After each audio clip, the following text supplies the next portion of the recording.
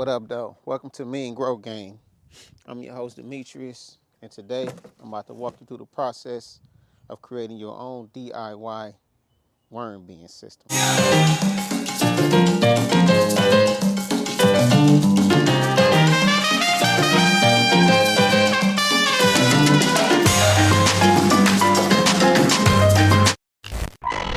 So first, materials. Here I have all of my materials, right? So these 4 bins are the worm bin system that I had running last year. I already emptied the contents of them, and I'll be using that in the garden. I use 2 as the actual worm bins, and 2 are just catchers, right?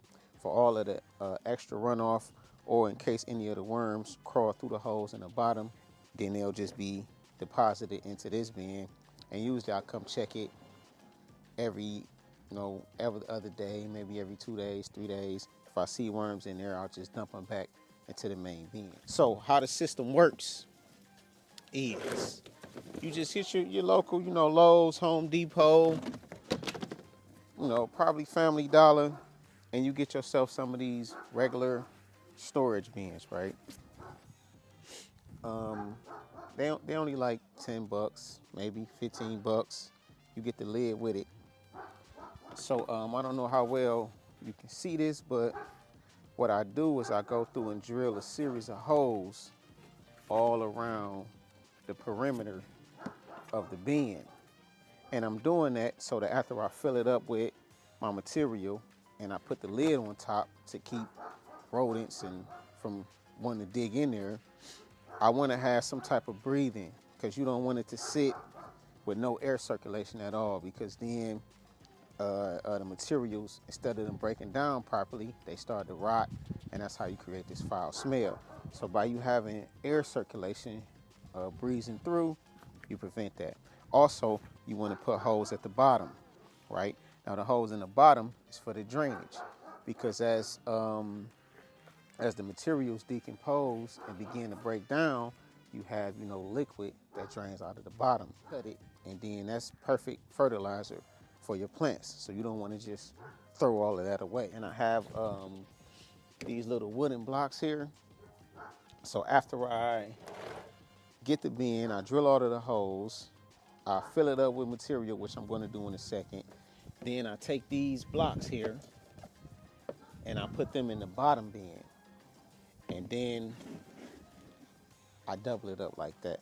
One of the reasons I do that is because I don't want it to sit completely flush, because then it's hard to pull it apart. You sitting here, especially when it's filled with content, it gets heavy, really heavy.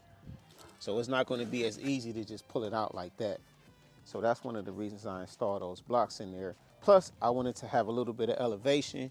One of the reasons I don't want it to sit flush, because I want it to be up a little bit in order for that runoff to be able to drain down and not be just sitting, having my worm bin be continuously moist. So once I pull it out, boom, I usually remove my 2 blocks. If I have any type of runoff sitting in here, I either take that, deposit it into a 5-gallon bucket with a lid. I put that away until I'm ready to use it in the garden. You know what I'm saying? So that's pretty much the everything that I do. So now that I explained that to you, I'm going to actually go through the process of setting up the 2 worm bins, showing you exactly how I do it. I'm going to get this out of the way. Here I have my main source of materials, worm bin. Now this is stuff that I've been collecting all winter, right? So I make a lot of smoothies, paper towel, tops of pineapples, strawberries, watermelon rind, banana peels, cantaloupe, once you eat it, all this type of stuff. I'm just gonna use this for lining on the bottom, paper, anything that's biodegradable. So you have junk mail. I got a shredder. I usually run it through the shredder to break it up, make it into more digestible, smaller components. So you got junk mail, you got kitchen scraps. When you're working in your garden, you pruning your tomato plants and all the extra stuff that you throw away. I have here, I have leaves, a bunch of leaves that I collected in the fall of last year. So I put all that type of stuff in there. Anything that's biodegradable is perfectly fine to go into the worm bin. Some of the things you want to avoid though is cooked food. You know, you don't want to put meat in there. You don't want to put cheese in there, dairy, stuff like that, for a number of reasons. The primary reason is it gives off a strong aroma, and you don't want rodents to be thinking, oh, it's food in here. Normally, as many years as I've been having composting systems, I have never had a problem with mice or rodents or rats, stuff like that, coming trying to eat out of my worm bin. I do put a lid on top, and I put some type of weight, either a bucket of water or some bricks or something, so they can't get to it anyway.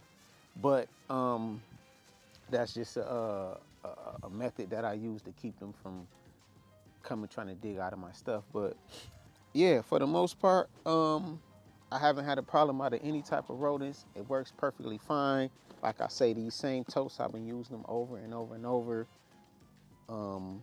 It's real easy to do, and this is how I do it. It's springtime, it's April the 16th, so it's just now starting to heat up.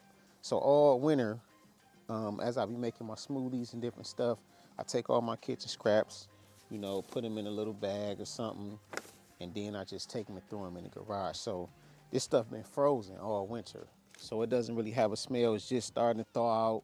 It's just starting to break down. So now I need to hurry up and do something with it. The content that was previously in the worm bins that I had going last year, I already emptied those out, and I'll show you what that looks like by the end of the video. Now that I took you guys through that, I'm going to actually construct the worm bin and show you how it looks when it's done, and the whole process I go about through creating it. So you want to make sure you use the totes with the holes in it, and don't mess around and fill up the one that don't have the holes in it, because then you have to dump it. So I want to separate these two from those two real quick. These are my two that actually have the holes in it. I'm going to start filling those up.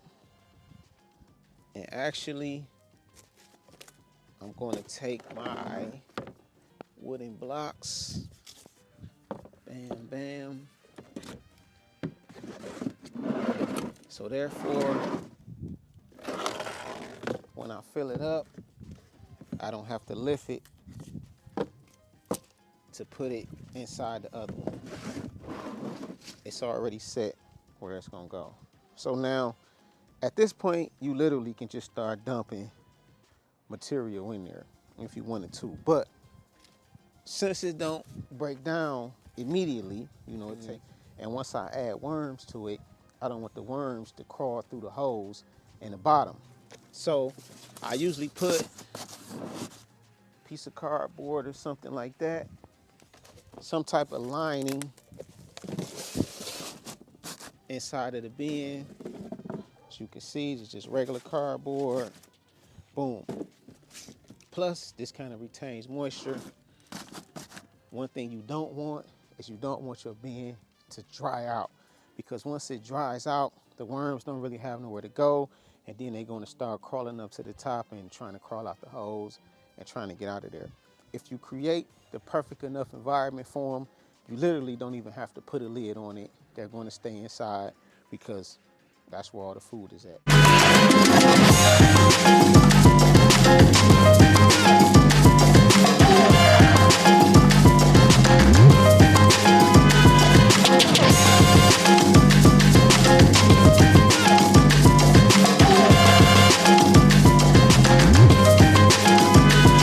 Okay, so there you have it.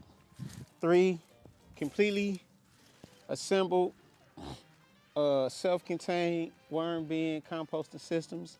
I literally don't have to do anything to it for the rest of the year. The only thing left, obviously, is I have to add worms. You can go buy some worms, either order them. I forgot the main place online where everybody order their worms from. You can go to the pet store, get some. What I normally do is, you know, day after it rains, like today, because it rained yesterday, I go out in the garden and worms literally be everywhere. So I just scoop a few up. I had scooped these up the other day. Just threw them in a regular plastic bottle. Threw a few banana peels in there so they had something to eat. Put a couple holes in the top until I was ready to do this process. So now I'm gonna just cut this bottle open. Once I get the worms, add the worms to it, I just simply put the lid on top, add some type of weight, you know, like this to it. Keep the rodents from digging in it, and that's it. By the end of the year, I'll have me some worm castings that I can use in my garden.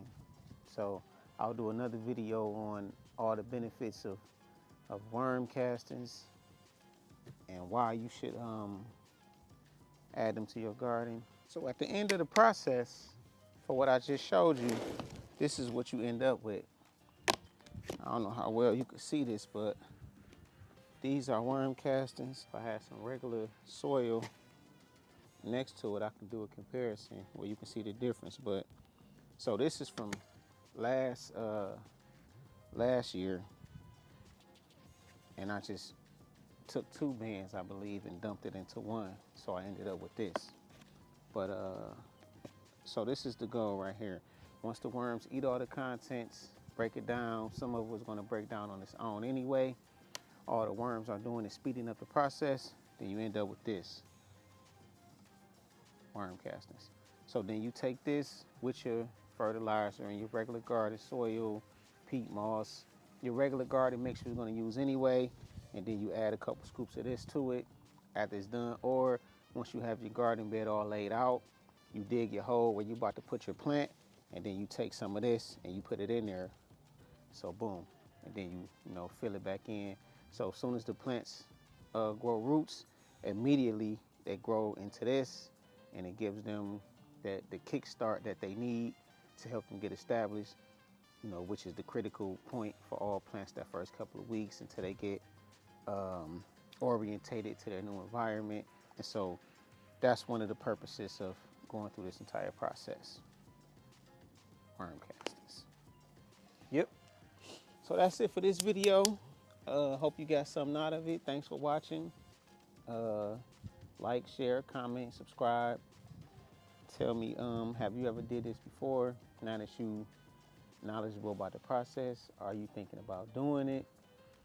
If you have done it before, you know, did you see any difference in your results compared to just the regular fertilizer and garden soil that you normally use?